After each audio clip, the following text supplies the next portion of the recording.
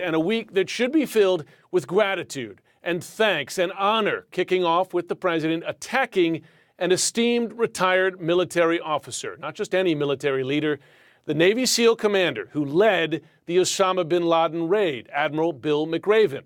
And in Trump-like fashion, the president's not just going after a man who has served both Republican and Democratic leaders.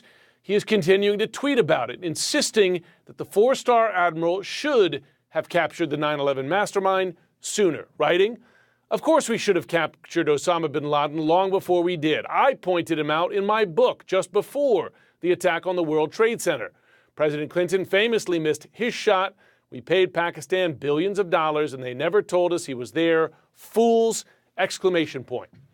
We should point out it was not McRaven's responsibility to find Osama bin Laden. It was the CIA's. And McRaven has said he believes that Trump's attacks on the media is the greatest threat to democracy, which he stood by in response to the president, saying to CNN, quote, "When you undermine the people's right to a free press and freedom of speech and expression, then you threaten the Constitution and all for which it stands." This is adding to the growing list of presidential attacks against admired, retired, and current service members, from Gold Star families to Senator John McCain. And now the Republican Party is siding with Trump, tweeting, quote, "Worth noting, after recent comments, retired Admiral William McRaven was reportedly on Hillary Clinton's shortlist for vice president in 2016. He's been critical of President Trump, even dating back to the 2016 campaign. He is hardly a non-political figure." That from the Republican Party. CNN's Barbara Starr joins me now live. Barbara, McRaven, certainly not the kind of person you would expect a commander-in-chief to attack. Many years in the service, many hard years in the service. Why is Trump going after him? Well, let's start with this. There's no public indication Bill McRaven has any plans to run for public political office. President Trump likes to hit back at his critics. He likes to be the toughest guy in the room. With Bill McRaven, he might have met his match.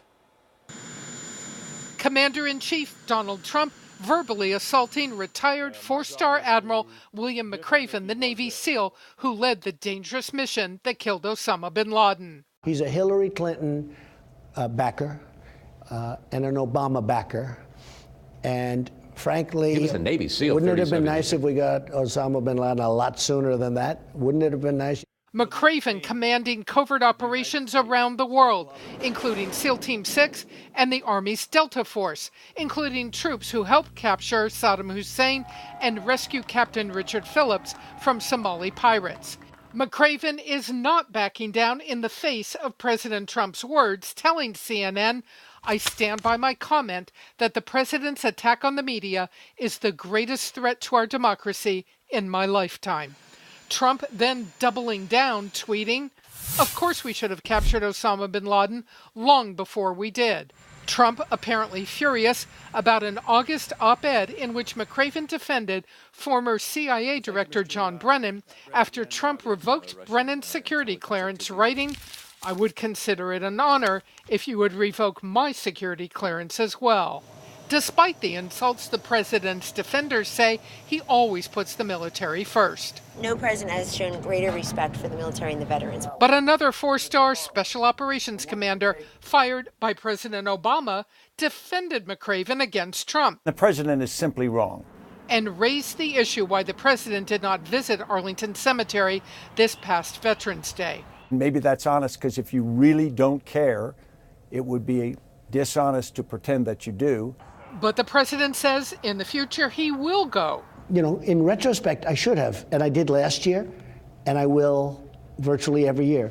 President Trump's insults to military heroes go back to the 2016 presidential campaign, attacking John McCain, who spent more than 5 years as a POW in North Vietnam. He's not a war hero. He's a war hero. He's a war hero. 5.5 years. He's a war hero because he was captured.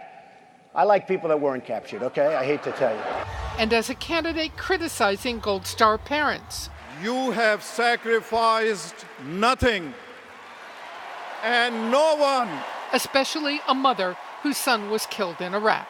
If you look at his wife, she was standing there. She had nothing to say. Maybe she wasn't allowed to have anything to say. You tell me. And in the last couple of minutes, the former CIA director, Leon Panetta, who led the agency during the bin Laden mission, issued a statement saying, in part, and I quote, "President Trump owes an apology to Admiral Bill McRaven and all of the Special Operations Forces and intelligence professionals who planned and executed one of the most important counterterrorism missions in our nation's history." And perhaps something to think about is just how hard it is to find a particular person somewhere in the world who is a so-called high-value target. President Trump's administration still has not found Abu Bakr al-Baghdadi, the leader of ISIS. We saw with Bill McRaven. I don't have to repeat his record. We saw with John McCain. We saw with Khizr Khan. General John Allen. We saw with Bob Mueller, of course, who was a decorated veteran in Vietnam, and the president attacks them. Why does the president go down this path so consistently? Well, I think the president obviously takes very personally when people attack him politically, as a lot of presidents do. But I think what he needs to focus on is delineating between the political differences of opinion that he has with these folks and their service. I mean, I, for one, as a Republican, am grateful for Admiral McRaven. I mean, this man went out and put his life on the line and killed terrorists so that my children can grow up in a world that's safe for freedom and democracy. I'm grateful for that, and he's earned his right to have a political opinion. He's earned his right to criticize the president, and if he wants to get into a political argument with the president, that's fine. I think we can actually have political disagreements with former military heroes like Admiral McRaven without getting personal and without denigrating their service. And so what I'd like to see us be able to do as a Republican Party here is say, look, we honor your service. We don't agree with you politically, but we can still honor your service while having those. Scott, to be fair, you're calling it political. I just want to remind our viewers what McRaven said. McRaven said that to have a president call the media the enemy of the people, that is an attack on the Constitution and freedom of expression. I mean, he wasn't going after the president's personal politics. He was calling out the president for what he said was a statement contrary to American values. Mary Catherine Ham, I mean, is that a political criticism from a former member of the military? I mean, yeah, I think they can have a political disagreement about that and about, I think I would maybe disagree with McRaven about whether it's the biggest threat to democracy in our lifetimes. But that's a case you can make if you want to make the case. He doesn't make the case. And this is about him. It's, as is always, about him. And Trump, as too many people in our body politic believe now, thinks that the only path to redemption is to agree with Trump, to vote for Trump, and to praise Trump.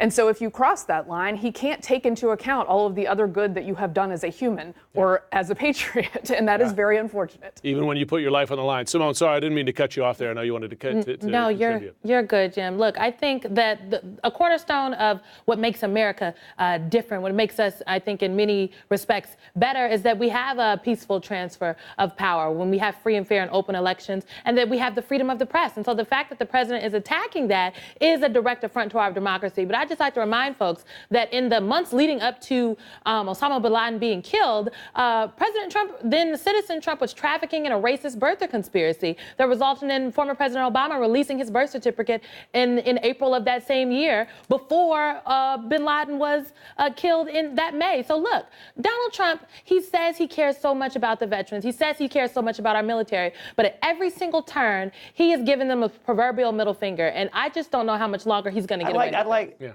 I'd like one thing on what Simone just said, Jim. I would just like to point out, though, he has not given them the middle finger on policy issues. I think that is a step too far, with all due respect, Simone. They have increased military spending. They gave the troops a raise. They've given them better equipment. They have restored, in many ways, the military from being in a shambles in some ways under the Obama year's budget. Well, the military has always been the biggest budget, if we want to be frank. No one ever skips on the military. The military has always been the biggest budget. No one is skimping on the military here, so I think it's an affront.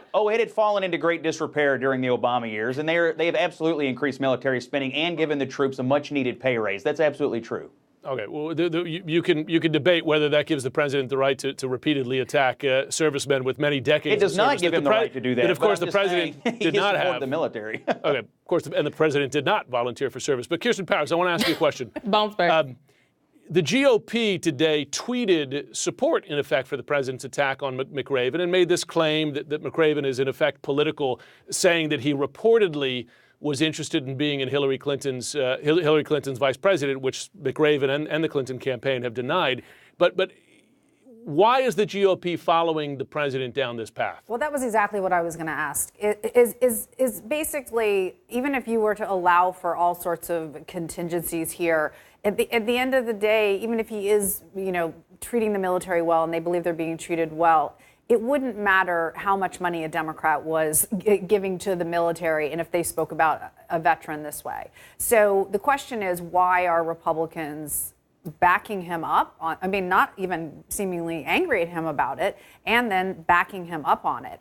This is just so far from anything that I recognize from how Republicans normally act when we're talking about people who've served the country. I also want to say, even if he had been a Hillary Clinton supporter, it wouldn't make this okay. So, he has a right to support whoever he wants to support. It so happens he says he didn't support Hillary Clinton, but even if he did, he still deserves a basic amount of respect for his service and for what he did in terms of bin Laden.